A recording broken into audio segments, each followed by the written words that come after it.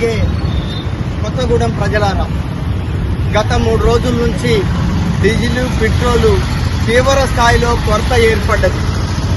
రైతులకి, వ్యాపారస్తులకి, వినియోగదారులందరూ తీవ్రమైనటువంటి ఒక ఇబ్బందుల్ని ఎదుర్కొంటున్నారు.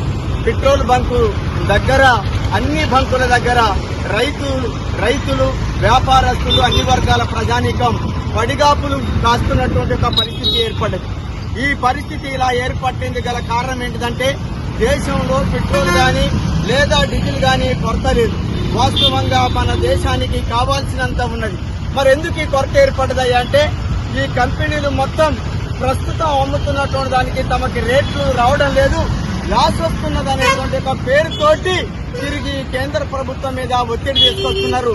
రానున్న కాలంలో కొద్ది రోజులలో పెట్రోల్ ను, డీజిల్ ని రేట్లు పెంచడానికి ఈ కేంద్ర ప్రభుత్వం పూనుకున్నది.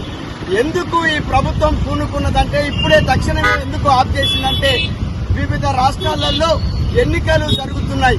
ఈ ఎన్నికల దృష్ట్యా ప్రస్తుతం దీన్ని ఆపు చేసి తాత్కాలికంగా రానున్న కాలంలో పెంచేటువంటి ఒక దాంట్లో కృత్రిమంగా కొరతని సృష్టించేది ఈ కేంద్ర ప్రభుత్వం. దానికి రాష్ట్ర ప్రభుత్వం కూడా ప్రత్యక్షంగా, పరోక్షంగా రేవంత్ రెడ్డి గారి ప్రభుత్వం కూడా ఆ ప్రభుత్వానికి, కేంద్ర ప్రభుత్వానికి మద్దతు పలుకుతున్నది.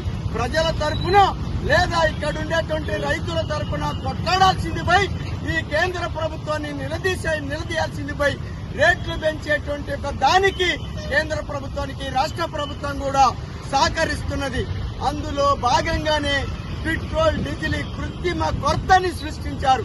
ఇప్పటికైనా ఈ చర్యకి స్వస్తి పలికి ఈ కొరతని నివారించే చర్యల్ని కేంద్ర రాష్ట్ర ప్రభుత్వాన్ని చేపట్టాల్సిందిగా కోరుతున్నాం.